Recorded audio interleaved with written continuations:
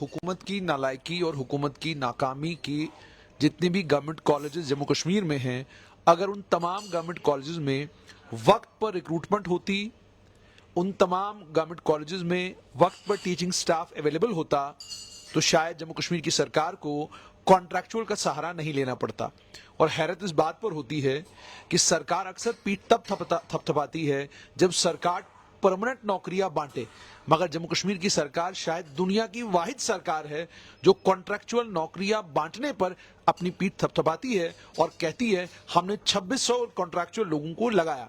आज ये कॉन्ट्रैक्चुअल लग गए हैं और इन्हीं कॉन्ट्रैक्चुअलों से 1 साल अब काम लिया जाएगा और उसके बाद दोबारा से रिन्यू होगा कॉन्ट्रैक्ट और ये किस्सा इसी तरीके से चलता रहेगा, लेकिन परमानेंट फैकल्टी डिग्री कॉलेजों को नहीं मिलेगी। अगर निजाम ऐसे ही चलाना है तो फिर ये बड़े बड़े दावे करने की जरूरत क्या है? सब कॉन्ट्रैक्चुअल कर दीजिए, जेकेएस में भी कॉन्ट्रैक्चुअल कर दीजिए, पुलिस में भी कॉन्ट्रैक्चुअल कर दीजिए, एक दिन लगाया दूसरे दिन निकाला, ये सिलसिला अगर आपको पसंद है तो फिर ये सब जगह होना चाहिए। बहरहाल मेरे साथ ये कॉन्ट्रैक्चुअल हैं, आज इनकी पेन डाउन स्ट्राइक थी कि इन्होंने आज अपनी कलम छोड़ दी और आज पूरा दिन उन्हें पढ़ाया नहीं और पूरा दिन आज ये हुकूमत से इन्होंने अपनी नाराजगी का इजहार किया। आइए समझते हैं नाराजगी क्या है इनकी। पहले तो आप कॉन्ट्रैक्चुअल हैं, तो नाराज होने की क्या वजह? पहले तो सबसे पहले आपका बहुत बहुत शुक्रिया कि आपने वक्तन फ़ौक्तन जो है हमारी इस कॉन्ट्रैक्चुअल लेक्चर्स जो हैं इनके जितने भी मुद्दे या मसाइल हैं वो उनको आप हमेशा हाईलाइट करते हैं। इससे पहले भी आपने ये स्टोरी चलाई थी और आप भी इस चीज़ के गवाह हैं कि आपने ही कहा था कि विद इन डेज़ 2 और 3 डेज़ आपका जो ये मसला है ये पाइपलाइन में और आपका ऑर्डर आने वाला है। बिल्कुल। और उसी बरम में हम भी थे कि हमारा मसला जो है हल होने वाला है। भरम टूट गया? बरम टूट गया, खत्म ही हो गया। अब तो बिल्कुल निस्तो नाबूद हो गया है। जो मसला आपने मतलब हुकूमत आपकी चमड़ी अच्छी खासी उधेड़ रही है, लेकिन चमड़ी उधेड़ने का जो मुआवजा बनता है वो हुकूमत आपको नहीं दे रही। आप देख ही रहे हैं, आप तो आए दिन आप जो कॉलेज कॉन्ट्रैक्चुअल्स हैं उनके साथ बात। क्या सूरत हाल है आपकी? बुरी है, बहुत बुरी है। आप तो उनसे तो बेहतर, इनकी नौकरी नहीं है, आप तो कम से कम नौकरी में हैं। सर आप कैसे कह सकते हैं हम बेहतर हैं? आप ये बताइए कि जब आप अगर इसी की बात करें तो जब आप रिक्रूटमेंट करते हैं कॉन्ट्रैक्चुअल लेक्चरर्स की तो आप वहाँ पे हर चीज़ मांगते हैं, चाहे वो आपकी क्वालिफिकेशन है, आपके पास पीजी भी होनी चाहिए, बीएड भी होनी चाहिए, आपके पास पीएचडी भी होनी चाहिए, आपके पास पोस्ट डॉक भी होनी चाहिए, आपके पास नेट सेट, आपके पास जितनी भी वो रिक्वायरमेंट उनको चाहिए वो सब होनी चाहिए, तब आपको कॉन्ट्रैक्चुअल लेक्चर जो हम लगाएंगे। ठीक है। लेकिन जब आपको काम करना है तब भी आपको कॉन्ट्रैक्चुअल लेक्चर्स जो हैं लगाएंगे, लेकिन जब आपको सैलरी देने की बारी आती है, जब आपके उनके मुद्दे सुनने की बारी आती है, तो तब आपका कहना ये होता है कि हमारे पास फंड्स नहीं है। अच्छा। इससे पहले हमने ये चीज़ जो है, सबसे पहले तो हम ये बताने चाहेंगे कि जिस वक्त ये कॉन्ट्रैक्चुअल लेक्चर्स के प्रोटेस्ट स्टार्ट हुए थे, पिछले 7 महीने से हम लोग विदाउट सैलरी इस टाइम तक हैं, क्योंकि हमें 3-4 महीने घर बिठाया गया। जब हमें पहले ये अपॉइंट ही नहीं कर रहे थे, इनका ये था कि अभी मॉडल कोड ऑफ कंडक्ट लग गया है, उसमें भी आपने स्टोरी की थी, तब इन्होंने हमें बड़ा परेशान किया, बोला कि मॉडल कोड ऑफ कंडक्ट लग गया, अब आपको हम इलेक्शंस के बाद ही जो होना नौकरी देंगे। जब इन्होंने इलेक्शंस के बाद हम लोगों को इन्होंने रिक्रूट किया और उस रिक्रूटमेंट में इन्होंने हमें बराबर जो चीज़ें इनको चाहिए थी, जो रिक्वायरमेंट थी वो फिलअप की, हम कॉन्ट्रैक्ट नौकरी लग गए, आप कॉन्ट्रैक्चुअल्स में लग गए। ठीक है। अब परेशानी क्या है? परेशानी ये है कि उसके बाद इन्होंने जब यहाँ पे नेशनल कॉन्फ्रेंस जो थी वो पावर में नहीं थी, तब यूटी लद्दाख और मतलब आपको असल परेशानी है, आपको नेशनल कॉन्फ्रेंस को वादा शादा किया है, आपने सीरियसली ले लिया? आप एक मिनट, आप पूरी बात सुन लीजिए। मैंने नहीं सीरियसली लिया, पूरे जम्मू कश्मीर की आवाम ने सीरियसली लिया हुआ है। और पूरी जम्मू कश्मीर की आवाम इसी गुमान में है कि हमारा जितने भी मुद्दे हैं वो क्या वादा था? जब इन्होंने उस वक्त जब ये पावर में नहीं थे, तो लद्दाख यूटी का जो सैलरी जो है वो हाइक हुई एज पर यूजीसी नाम 57,700। इन्होंने सबसे पहले उमर अब्दुल्ला साहब का रीट्वीट आया, हमारे पास वो अभी भी ट्वीट जो है वो मौजूद भी है। और उसके बाद साथ ही साथ जितने भी नेशनल पढ़ा था वो, जी नेशनल कॉन्फ्रेंस के जितने भी बड़े बड़े मंत्री संतरी जितने भी हैं, जावेद राणे साहब का ट्वीट हुआ, और इनके जितने भी कश्मीर के जितने भी एनसी के पॉलिटिशियन थे, सब ने ट्वीट किया कि यहाँ पे जम्मू कश्मीर में ही इन कॉन्ट्रैक्चुअल लेक्चरर्स के साथ भेदभाव क्यों किया जा रहा है, इनको भी एज पर यूजीसी नाम से इनकी सैलरी भी हाइक की जाए और इन्होंने बड़े बड़े लेवल पे एक मतलब ट्वीट्स और सब कुछ हमारी सपोर्ट की थी। उसी के बाद हम लोगों को ये उम्मीद जागी कि शायद नेशनल कॉन्फ्रेंस जो है वो हमारे जितने मैनिफेस्टो में लिखा हुआ था। ये मैं पहले ये बात जो ट्वीट की बता रहा हूँ, उसके बाद आपको इनको मैनिफेस्टो भी मैं बताऊंगा कि इनके मैनिफेस्टो में क्या क्या थी। इनके मैनिफेस्टो में ये था कि 3 महीने के अंदर अंदर 1 लाख नौकरियां देंगे। 1 लाख जो जितने भी युवा हैं उनको 1 लाख नौकरियां मिलेंगी 3 महीने में। जी जी। इनके मैनिफेस्टो में और भी बड़ी चीजें थी जो लोग इनसे एक्सपेक्ट कर रहे थे कि ये चीजें होंगी, लेकिन 3 महीने क्या 4 महीने गुजर गए, सब देख रहे हैं। अब मसला ये है कि जो जितने भी कंट्रेक्चुअल लेक्चरर्स हैं कॉलेज के, आज हमने यूनानिमसली अब जितने भी कॉलेज कंट्रेक्चुअल लेक्चरर हैं उन्होंने पेन डाउन स्ट्राइक की हुई थी। कुछ ऑफिशियल से हमारे कुछ बंदे कल जाके मिले और उनका कहना वहां से ये था कि हमारे पास फंड्स नहीं है, पैसा नहीं है, हम जो है सैलरी हाइक नहीं कर सकते। लेकिन इससे 4 महीने पहले हमें डेली ये चीज आश्वासन दिया जाता था, बस 4-5 दिन आपका काम हो जाएगा, 4-5 दिन आपका काम हो जाएगा। हमारी जो फाइल है वो एक बार जाती है कमिश्नर सेक्रेटरी के पास, एक बार जाती है फाइनेंस सेक्रेटरी के पास, एक बार जाती है डायरेक्टर कॉलेजेस के पास, इसी तरह मतलब घूमती रही हर टेबल पे। तो हमें ये लगा कि ये सब जगह से रिमार्क्स ले रहे हैं, उसके बाद ये हमारा फैसला करेंगे। लेकिन जब फैसला करने की बारी आई तो हमें ये कहा जाता है कि हमारे पास फंड्स नहीं है। और सबसे खैरत की बात तो ये है कि हमारे जब अब हमारे पास लुटने के लिए कुछ है नहीं है तो हम लुटाएंगे भी क्या। हमारे जब कुछ कॉलेज लेक्चरर्स जब फाइल का पता करने जाते हैं और कुछ ऑफिशियल्स हमारे ऐसे भी होते हैं कि जो ये कहते हैं कि आप लिथार्जिक हो जाओगे, अब आपको अगर हम सैलरी हाइक कर देंगे आप लिथार्जिक हो जाओगे। हमारे पास ऐसे लोग भी हैं जो 6-6 हज़ार पे काम कर रहे हैं। बुकिंग के लिए बोल रहे थे, वो बेचारे जो डेली विजिट्स पे काम कर रहे हैं, जो छोटे मुलाजिम जो बेचारे कोई 6 आपको कहा जा रहा है कि अगर आपकी तनख्वाह बढ़ा दी गई तो आप लेथार्जिक हो जाएंगे, आप निकम्मे हो जाएंगे, कहा जा रहा है। बिल्कुल ऐसा ही, फिर उसका मतलब तो यही निकलता है ना। नहीं, लेकिन आपको किसने कहा था नेशनल कॉन्फ्रेंस के मैनिफेस्टो को इतना सीरियसली लेना? सर मसला ये है कि जितनी भी जम्मू कश्मीर की आवाम थी, पिछले 10 साल से वो ये सोच रहे थे कि भाई शायद बीजेपी ने कुछ नहीं किया या फिर लेफ्टिनेंट गवर्नर ने कुछ नहीं किया, तो अब जो है अब गवर्नमेंट जो है वो कुछ करेगी। अलबत्ता ये है कि अभी बहुत टाइम बाकी है, 5 साल निकलने में भी टाइम नहीं लगता। हमने आज दिन को भी यही चीज़ बोली है कि 5 साल निकलने में पता भी नहीं चलेगा कब आए कब निकल गए। तो इसी तरह से जितने भी बाकी सरकारें हैं वो भी यही वादे करके वो भी निकल गए, आज ये भी आए हैं, ये भी वादे करके ये भी निकल जाएंगे। लेकिन हमारी तरफ से हम आपके पास लास्ट हमारे पास जब कोई ऑप्शन नहीं बचता तो हमारे पास मीडिया एक ऐसी जगह है जहाँ पे हमें एक स्पेस मिलता है अपनी बात रखने को। क्योंकि हमारे ब्यूरोक्रेट्स, सबसे मेन चीज़ ये है कि जितने भी ब्यूरोक्रेट्स हैं आप अगर उनको देखोगे तो वो मुझे जहाँ तक लगता है कि आफ्टर ग्रेजुएशन या पीजी वो केएस क्वालिफाई करते हैं या आईएएस क्वालिफाई करते हैं, तो उनको शायद ये दर्द नहीं पता है कि जितने भी कॉलेज में कंट्रेक्चुअल लेक्चरर्स काम कर रहे हैं वो हाईली क्वालिफाइड्स हैं। अब आपसे मैं आपसे एक सवाल करता हूँ, आप बताइए कि जब एक पीजी का स्टूडेंट अपना सब्जेक्ट छोड़ के एक रिसर्च की तरफ आता है तो आप ये यकीन मानिए कि उसके 6-7 साल 2 साल एमफिल के 5 साल पीएचडी के वो अपने सब्जेक्ट को देख भी मैं आपकी सारी बात समझ गया, लेकिन मामला ये है कि मुख्तसरन मुझे आप सिर्फ ये जानना है कि फिलहाल आपकी मांग क्या है, चाहते क्या है सरकार से, सरकार करनी क्या चाहिए? सर हमारी तो यही मांग है कि हमने तो आज अल्टीमेटम इनको दिया है कि हम आज एक पेन डाउन स्ट्राइक थी, ये अल्टीमेटम था। मांग क्या है? 1 हफ्ते का टाइम है, अगर 1 हफ्ते में हमारा मसला इन्होंने क्या है? मसला नहीं बता। एक तो हमारी सैलरी जो है एज पर यूजीसी नॉर्म्स जो हाइक की जाए, दूसरा हमारा मसला है कि जो हमें हर 6 महीने के बाद सीआईडी वेरिफिकेशन के लिए रोका जाता है। आपको ये भी बताऊं कि अभी तक हमारी जो सैलरी है वो डिस्पर्स नहीं हुई है। पिछले 4 महीने से चौथा मंथ लग गया, हम काम कर रहे हैं, और पिछले उससे 3-4 महीने पहले हम बिल्कुल नकम्मे थे, घर बैठे हुए थे क्योंकि इलेक्शंस हो रहे थे बाबू लोगों के, उन इलेक्शंस में सारे बिजी थे और हमारा वो 4 महीने भी और ये 4 महीने, हम उन 4 महीनों की तो बात ही नहीं करेंगे, वो सैलरी मिलनी नहीं है।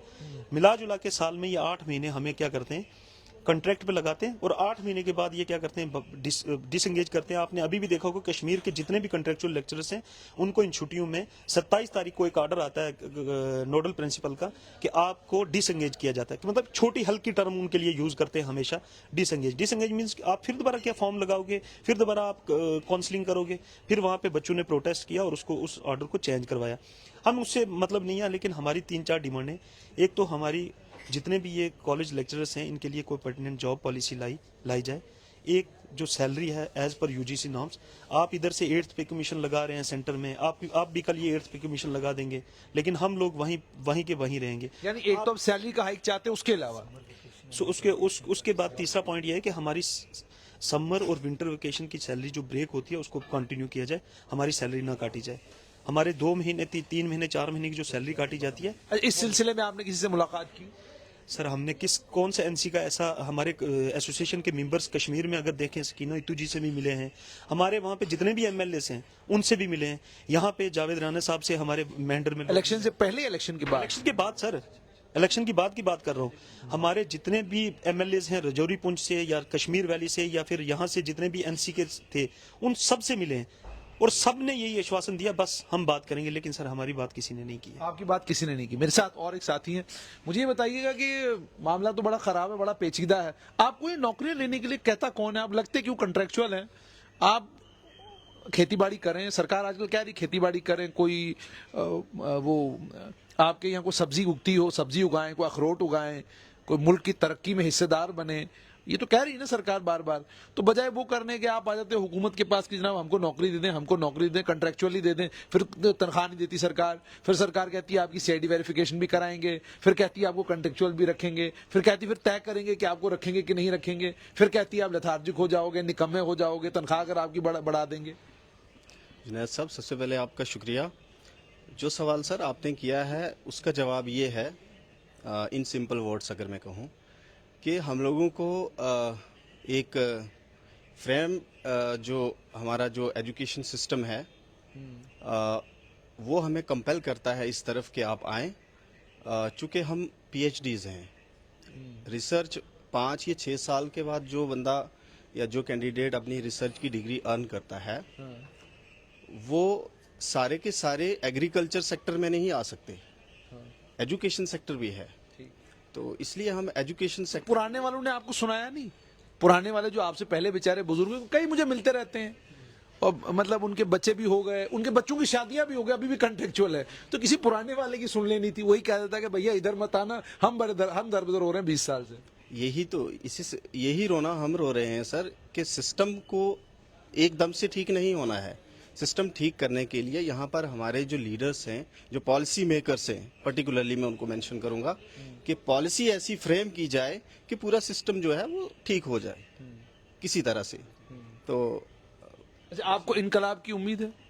बिल्कुल, वी आर होपफुल। अच्छा, यस। अच्छा, मुझे ये बताइएगा कि मैं आपसे पूछना चाहता हूँ कि नेशनल कॉन्फ्रेंस का मैनिफेस्टो आपने पढ़ा? हर सियासी जमात का मैनिफेस्टो पढ़ना चाहिए, बड़ा जरूरी होता है, क्योंकि मैनिफेस्टो का मतलब मैनिफेस्टो होता है, उसका जरूरी नहीं कि मैनिफेस्टो में जो बात की जाए वो बात जो है पूरी करना जरूरी है। आप इतना सीरियस हो गए? सर बेसिकली कोई भी पार्टी है तो हमें उसका मैनिफेस्टो तो हमने देखा है, चाहे वो बीजेपी है चाहे वो एनसी है, हमने मैनिफेस्टो। लेकिन मैनिफेस्टो को लेकर इतना सीरियस हो गए आप? सर उन्होंने बेसिकली एनसी की पर्टिकुलरली आपने बात की है, तो एनसी ने जो है मैंने किसी की बात नहीं की, मैंने किसी का नेशनल कॉन्फ्रेंस का आपकी बात की, तो वो उसी को एनसी कह रहा हूँ मैं। तो जब आपने उनकी बात की तो उन्होंने कॉन्ट्रेक्चुअल्स जो है उनको पर्टिकुलरली यूज किया अपनी उसमें, जो उनकी, क्योंकि आपकी तादाद 2600 है। बिल्कुल सर। 2600 को जरब अगर 4 से देंगे तो मामला कहाँ पहुंचता है? कोई 10,400 वोट है। बिल्कुल सर। तो उन्होंने क्या किया है कि उन्होंने पर्टिकुलरली कश्मीर डिवीजन के कुछ डॉक्टर लोग हैं जो पीएचडीज हैं, उनको उन्होंने यूज़ किया है अपनी इलेक्शन कैंपेन्स में। उन्होंने कि ये हमारे साथ फलां डॉक्टर हैं, ये पीएचडी करने के बाद ड्राई फ्रूट्स बेच रहे हैं। उन्होंने ड्राई फ्रूट्स, तो मुझे समझ में नहीं आता। देखिए मसला ये है, अगर वो बेचारा पीएचडी करने के बाद ड्राई फ्रूट बेच रहा है, आप रजौरी से अखरोट बड़े अच्छे बनते हैं, वहां पर अखरोट बेचें, मक्की का कारोबार बड़ा अच्छा हो सकता है वहां से।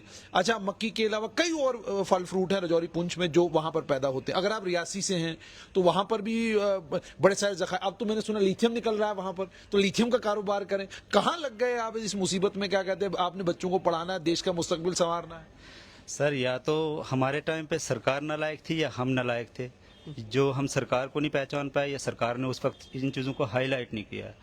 अगर आज ये सरकार इस वक्त जो है वो इन चीज़ों को हाईलाइट कर रही है, तो मे बी जो फ्यूचर के जो स्टूडेंट्स हैं, जो आज जो 12th कर रहे हैं या ग्रेजुएशन कर रहे हैं, तो शायद वो इन चीज़ों को मतलब अपनी उस नज़र से देख सकें और वो हायर एजुकेशन में ना जाना चाहें। ठीक। या तो सरकार ने उस वक्त इन चीज़ों को हाईलाइट नहीं किया, या हम इन चीज़ों को पहचान नहीं पाए कि हमें जो है वो हायर एजुकेशन में जाना है और फ्यूचर जो है अपना कैसे आपने देश का मुस्तकबिल संवारना है। एचएम साहब, क्या जरूरत पड़ी आपको देश का मुस्तकबिल संवारने? अपना सवर नहीं रहा, देश का अपना होगा तो देश का संवारेंगे।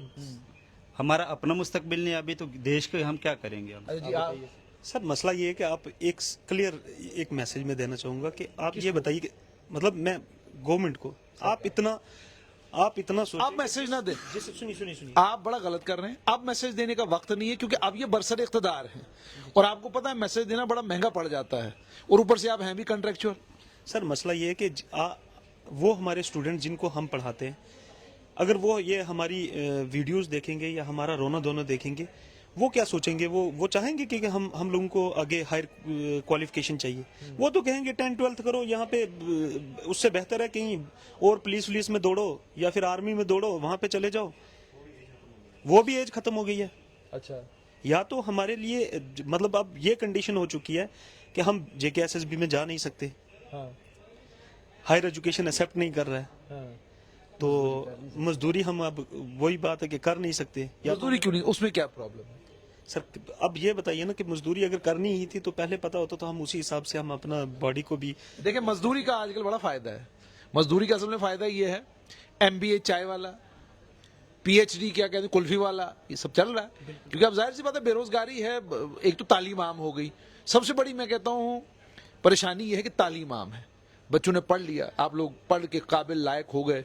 अब मुसीबत बेसिकली ये है कि आप एक तो लेते हैं सियासी जमातों के मैनिफेस्टो को बड़ा सीरियसली, ऊपर से आप बरसर इक़्तिदार जमात आ चुकी है, आप कह रहे हैं मैं मैसेज देना चाहता हूं, ऊपर से आप कॉन्ट्रेक्चुअल हैं। इसीलिए मैं कह रहा हूं कि आप प्यार से विनम्रता पूर्वक कोई उनसे गुजारिश करें, मुझे लगता है उनको समझ आ जाएगा। सर हमने आप एक चीज अगर वही गवर्नमेंट ही ये बता दे कि हमने प्यार से या हमने कब लाठियों से उनको बोला, हम तो हमेशा उनके पास प्यार से गए।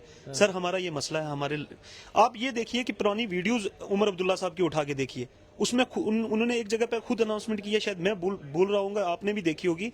उन्होंने अपने एक कश्मीर में एक जलसा हो रहा था ड्यूरिंग इलेक्शन कैंपेन, उन्होंने ये बोला ये देखिए हमारे डॉक्टर, शायद उनका नाम कुछ फारूक साहब हैं, इन्होंने PhD की हुई है। सर क्या बात कर रहे हैं, ये देखिए ये आज 28,000 पे काम कर रहे हैं। सर आप उस वक्त हमारी बात बहुत ज्यादा सीरियस लेके उठा रहे थे, लेकिन आज के टाइम में आप हमारी आवाज क्यों नहीं उठा रहे हैं? ये आप चीफ मिनिस्टर से कह रहे हैं? ये चीफ मिनिस्टर साहब से सर नीचे वालों किससे क्या बोलेंगे? सारी होप जितनी भी जम्मू कश्मीर की यूथ की होप जो है वो उमर अब्दुल्ला साहब से है कि वो चीफ मिनिस्टर हैं, उन्होंने सारी चीजें जो पिछले 10 साल में लोगों की देखी, अगर वो नहीं काम करेंगे तो कौन करेगा? तो आपने सुन लिया कि ये कॉन्ट्रैक्चुअल लेक्चरर हैं गवर्नमेंट कॉलेजेस के, और इन्होंने बिल्कुल तफसीलन अपनी बात कही। उन्होंने कहा कि एक तो तनख्वाह जो आप लद्दाख में दे रहे हैं वही तनख्वाह यहां देना बनती है। दूसरा, इन्होंने एक बड़ी अहम बात कही, कहा कि ये नेशनल कॉन्फ्रेंस के इलेक्शन मैनिफेस्टो का हिस्सा था। तीसरी बात ये कही कि उमर अब्दुल्ला ने बाज़ाब्ता एक रैली में हमारे मुख्यमंत्री ने एक नौजवान की तरफ इशारा करते हुए ये कहा जनाब 28,000 नौकरी पे ये बच्चा हमारा जो है वो काम कर रहा है। तो ये सारी बातें आपने कही हुई हैं और ट्वीट भी हैं, सारा सिलसिला है। अब इनकी गुजारिश है, कोई नाराज ना हो, क्योंकि अब आप बरसर इक़्तिदार हैं तो नाराजगी का खतरा अब ज्यादा है। जब आप बरसर इक़्तिदार नहीं थे तो तब जाहिर सी बात है कि चिल्लाते भी, चीखते भी, दो बातें भी आपको सुना देते तो आप झेल लेते। लेकिन अब आप बरसर इक़्तिदार हैं तो बरसर इक़्तिदार तो आपको पता ही होता है, जब बरसर इक़्तिदार आ जाते हैं तो फिर आपको जो भी बात बतानी है वो बड़े मोहतरम तरीके से, बाइज्जत तरीके से, अदब से, सलीके से, अल्फाज का जो चुनाव है वो बड़ा सोच समझ के करना है।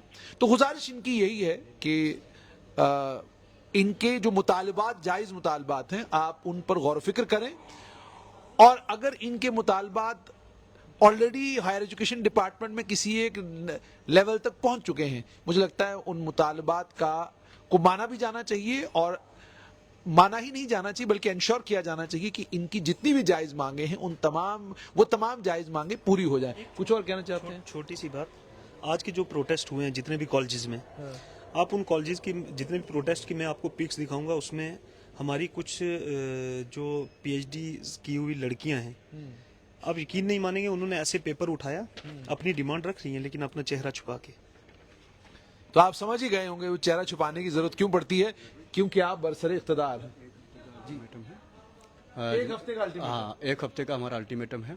आज हमने पेन डाउन स्ट्राइक करी थी। सरकार को अल्टीमेटम दे रहे हैं। हाँ सर, बिल्कुल दे रहे हैं, क्योंकि हम जो हैं वो काफ़ी 31 मई 2024 को हम डिसंगेज हुए थे, और उसके बाद आज आप अगर हिसाब लगाएं 7.5 महीने हो गया हम विदाउट सैलरीज हैं।